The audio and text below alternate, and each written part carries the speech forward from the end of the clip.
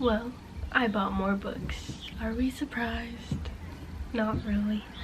Hey guys, it's Elisa. Welcome back, or welcome to my YouTube channel. If you're new here, make sure to subscribe down below and like the video. This video is going to be on the books I've gotten within this month. It is the month of April, and my hair is bugging me because it's going out and I don't like that it's going out.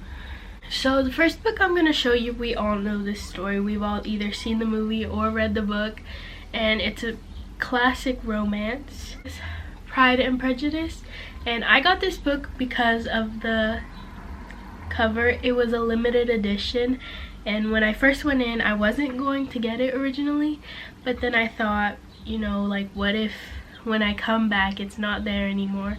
So I got it, and then the next time I went to Barnes & Noble, it was gone. So I was very thankful that I got it then instead of going back to get it, because then they wouldn't have had it. So this is Pride and Prejudice, and then the back, which it still has a sticker on here. I need to take the stickers off because I have them on all. This is what the opening looks like. It comes with this thing to mark where you're at in the story. I just think it's so pretty, so I had to get it. So that's Pride and Prejudice by Jane Austen. The next book is honestly just a book I randomly grabbed, and I read the summary of the book and I thought, wow, this actually kind of sounds interesting. So I decided to just take it with me. The Kingdom of Back by Mary Lou. I've heard of Mary Lou. I've heard of her book Warcross, and I've heard it's good, but this book actually caught my attention, so I decided to grab it, and I'm going to read you what the summary of the book says. Born with a gift for music, Nannerl Mozart has just one wish: to be remembered forever. But even as she delights audiences with her masterful playing, she has little hope she'll ever become the acclaimed composer she longs to be. She's a young woman in 18th century Europe, and that means composing is forbidden to her. She will perform only until she reaches a marriageable age. Her tyrannical father has made that much clear. As Nannerl's hope grows dimmer with each passing year, the talents of her beloved younger brother, Wolfgang, seem to shine much brighter. His brilliance begins to eclipse her own, until one day a mysterious stranger from a magical land appears with an irresistible offer. He has the power to make her wish come true, but his help may cost her everything. So that's the book. That's what it's about. Honestly, I find it actually kind of interesting. We all know the composer Mozart, how famous he is, and this is about his sister, Nannerl Mozart. The next book is a part of a series. It's part of the Cursebreaker series. The first book of that series is called A Curse So Dark and Lonely, and that's one of my favorite books right now. It was just so good I could not put it down. So I decided to get the second book, which is A Heart So Fierce and Broken by Brigid Kemmerer. And this one just continues the story of what the first book is about. I'll read you what the first book is about because I don't want to give any spoilers with the second one. Fall in love and break the curse. Cursed to repeat the autumn of his 18th year, Prince Ren of Emberfall thought he could be saved easily if a girl fell for him. But that was before he turned into a vicious beast and destroyed his castle, his family, and every last shred of hope. Nothing has ever been easy for Harper, with her father long gone, her mother dying, and her brother constantly underestimating her because of her cerebral palsy. When she tries to save a stranger in the streets of Washington, D.C., she's pulled into a magical world. Break the curse and save the kingdom. Harper doesn't know where she is or what to believe. A prince? A curse? A monster? As she begins to understand what's at stake, Ren's hope comes flooding back. But powerful forces are standing against Emberfall, and it will take more than a broken curse to save Harper, Ren, and his people from utter ruin. I finished that book, so I thought, why not get the third book in the series, which is A Vow So Bold and Deadly by Brigid Kemmerer. This one, I'm gonna actually show you what the book on the inside looks like because it's so beautiful to me. That's what it looks like. It's just like that, kind of just a regular print. But I think this, the whole crown, is just so beautiful. So that's that book. And all three of the books are absolutely amazing. They're all interesting. Not once was I ever bored. I finished those books so quick, probably faster than any other book I've ever read. They're so, they're chef's kiss. Now the next book, okay, I made a mistake with this book. The next book is a part of a series, but I didn't know that until I had left Barnes & Noble. That is The Ember Queen by Laura Sebastian. This is actually the third book in the series, but me not thinking, I picked it up thinking it wasn't a part of the series, and I accidentally got the third book in the series. So I haven't read it yet, and that's just so sad. But I went back to Barnes & Noble and I got the first book, as I should have in the first place.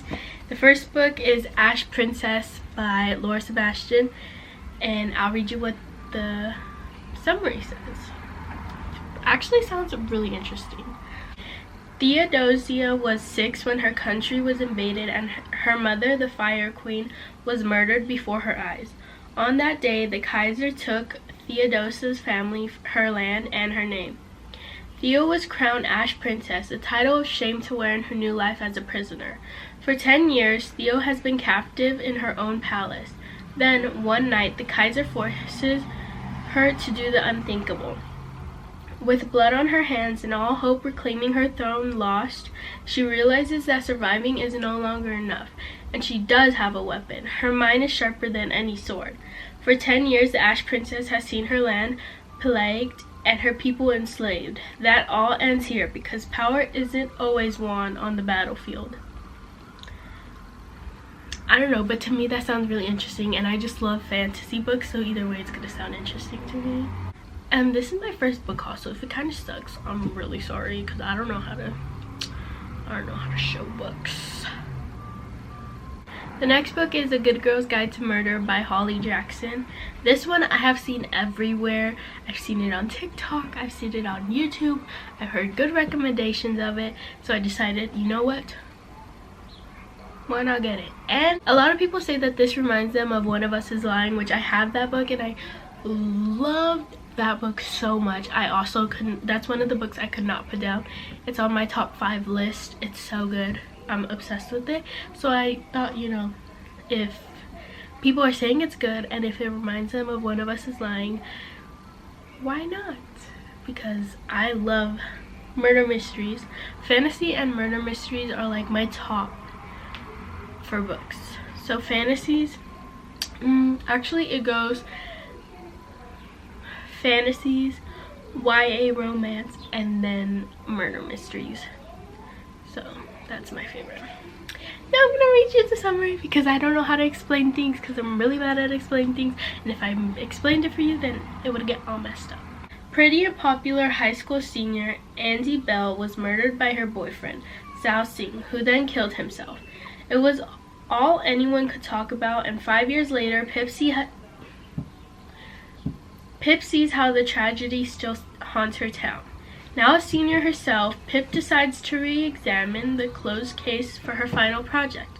At first, just to cast doubt on the original investigation. But soon she discovers a trail of dark secrets that might actually prove Sal innocent. And the line between past and present begins to blur. Someone in Fairview doesn't want Pip digging around for answers, and now her own life might be in danger. That sounds so good. Oh my god. The next book is We Were Liars by E. Lockhart. I'm currently reading this one. It's honestly, it hasn't gotten too interesting yet. There are some interesting parts. I'm not even halfway through yet, so I'm not stressing about it. There have been some interesting parts and some like, whoa, what the heck parts. Okay, this is what the summary says. This is all that the summary says. If anyone asks how it ends, just lie. We are Sinclairs. We live, at least in the summertime, on a private island off the coast of Massachusetts. Perhaps that is all you need to know. except that some of us are liars. And that's all it says. That's all it gave me. But honestly, I've seen this all over TikTok too. Like, if you're on Book Talk, you don't go one video without seeing this. So I thought, why not try it out? So I'm reading it right now, and so far it's okay. It's okay. I don't think it's gonna be on my top 5. I also haven't finished it yet, but it's okay. So yeah. Okay, so the next couple of books I'm gonna show you are also from a series. They are from the Folk of the Air series, and I've only read the first 2 books. I just got the 3rd book, so I'm gonna start reading that as soon as I finish We Were Liars. These books are really good. The first book, give it time, but it'll get interesting. I had trouble trying to like focus, but then it eventually got interesting halfway through the book. The second book is amazing. Oh my god, it was so interesting. I didn't know what was gonna happen next. There was a whole bunch of plot twists, but it was good. So, not the ice cream truck. This is The Cruel Prince by Holly Black, the first book in the series. This one was actually really good, but it did take me some time to actually sit down and want to read it. But halfway through it did get really interesting, and I had no idea what was gonna happen. There are so many, it was so suspenseful, and it's just really good. The second book in the series is The Wicked King, also by Holly Black, obviously. This book I could not put down. Oh my god, it was so interesting. It's probably going to be my favorite in the series, but I also haven't read the 3rd book yet, so I don't want to say that it's my favorite book in the series yet, but it was really good. So I'm just going to say that about it, and yeah. Oh my god, I didn't read you the summary for The Cruel Prince. Okay. This is the summary for the first book. Jude was 7 when her parents were murdered, and she and her 2 sisters were stolen away to live in a treacherous high court of fairy. 10 years later, Jude wants nothing more than to belong there, but many of the Fae despise humans, especially Prince Cardan, the youngest and wickedest son of the High King. To win a place at the court, Jude must defy him and face the consequences.